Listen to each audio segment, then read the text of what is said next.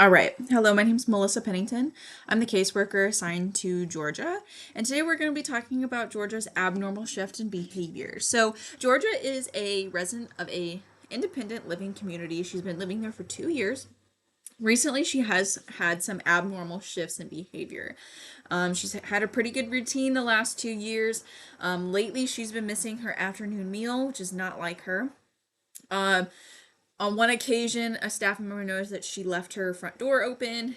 And most recently, she had some visitors come and she called her grandson by his father's name instead of his real name. And that's kind of raised some red flags among staff and family members that maybe something is going on with Georgia's cognitive function. Now, when we get to this stage in life, right, we get to the 60s, the 70s, the 80s, and we start losing some of that memory, that cognitive function. Our brains immediately go towards this is dementia or Alzheimer's, has to be. However, in Georgia's case, I am not comfortable saying that Georgia has dementia. She is not exhibiting classic signs or defining symptoms of dementia. She is still able to function at a reasonable level. Georgia does take high blood pressure and high blood pressure meds and meds for arthritis, and she takes those. She dresses herself. She showers by herself. She takes her meds. She does eat. She just misses her afternoon meals. And she can still remember people. It's just that she called her grandson by the wrong name, which I do. When I get flustered, I call my cat by the wrong name sometimes. And sometimes I forget to lock my front door too.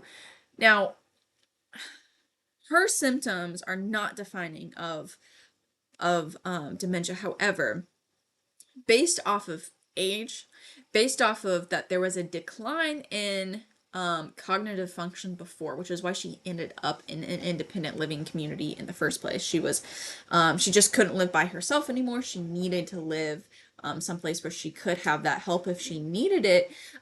Georgia seems to fit more of the characteristics to be suffering from mild cognitive impairment. She is um, starting to lose somewhat of that memory, but she's still able to participate and perform in an adequate way in daily activities. Um, and there's no other indication that she is suffering from anything else. So there's no underlying medical condition. There's no traumatic brain injury. She is not suffering from a high level of dementia where she needs to be supervised for 24/7.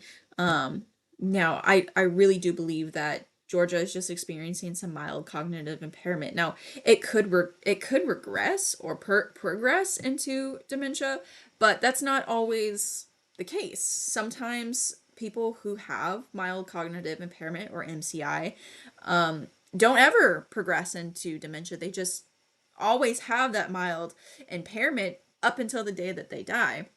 So it's very possible that Georgia can continue living life at a very minor impairment to her daily function, and she can never progress into dementia, or she could. But at this stage in time, it is my belief that she is not suffering from dementia. If she were to progress, we can reevaluate at that point. But my treatment protocol that I would suggest for someone in Georgia's situation would be to continue having her or get her on a more regular routine. Maybe we're not as uh involved in her daily routine. We are kind of taking a back seat and letting her just do whatever she wants, but maybe it's time we kind of go to the passenger seat and say, hey Georgia, we need a more regular routine. That way she knows what's going to come next.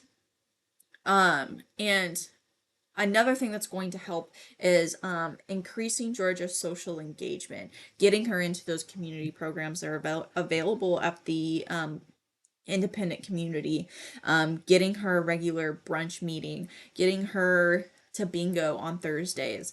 Just a regular routine where she is engaged, her brain has stimulation, And she's not just sitting around wondering why she forgot Jack's name.